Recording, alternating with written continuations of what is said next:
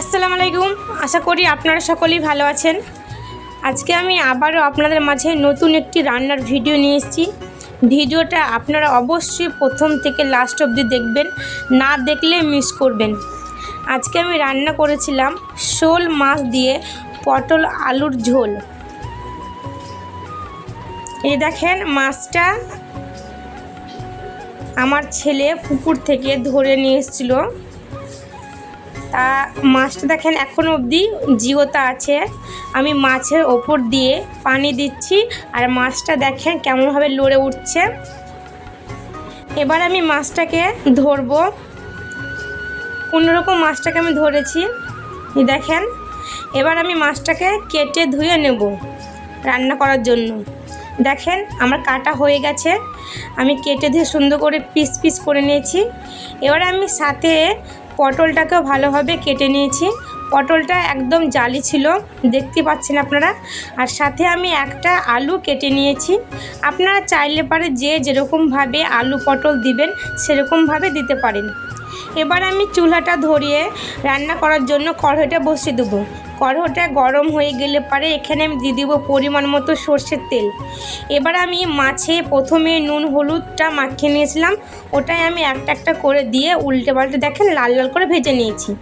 এবার আমি ওই তেলেই কেটে ধুয়ে রাখা আলুটাকেও ভেজে নেব লাল করে। এখানে সামান্য কিছুটা লবণ আর হলুদ দেব। আলুটাও দেখেন ভাজানো হয়ে গেছে, খুব একটা ভাজবেন না, হালকা ভাজলেই হবে। এবার আমি আবারও ওই তেলেই কেটে ধুয়ে রাখা পটলটাকেও সামান্য নুন হলুদ দিয়ে ভেজে নেব। পটলটাকেও হালকা করে ভেজে নেবেন। দেখেন ভাজানো হয়ে গেছে। এবার আমি ভালো করে তুলে নেব তেল ঝরিয়ে। এবার আমি ওই তেলেই, আপনারা চাইলে এখানে তেল দিতে পারেন কিংবা তেলটাকে কমিয়েও রাখতে পারেন। এবার আমি এখানে এই তেলে দিয়ে দেবো কালো জিরের ফোড়ন, আর সাথে আমি দিয়ে দেবো পেঁয়াজ কুচি।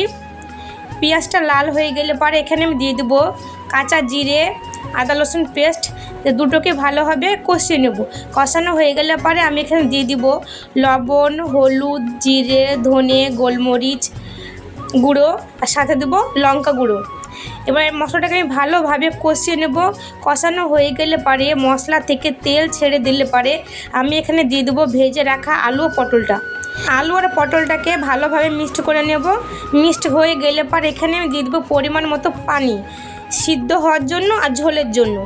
দেখেন এবার আমি ঢাকনা দিয়ে ঢেকে দিলাম। এবার আবারও দেখে নেব ঢাকনাটা খুলে আলু পটলটা সিদ্ধ হয়েছে কি না। দেখেন কত সুন্দর সিদ্ধ হয়ে গেছে। এবার আমি উপর দিয়ে ভেজে রাখা মাছগুলো আর দিয়ে দেবো, আর সাথে আমি এখানে দিয়ে দেবো কাঁচা লঙ্কা উপর দিয়ে ভালোভাবে হালকা করে নেড়ে দেখেন কত সুন্দর আজকের রেডি শোল মাছ আলু পটল দিয়ে ঝোল। দারুণ, দেখতেও যেমন সুন্দর, মাশাআল্লাহ খেতেও তেমন অনেক স্বাদ।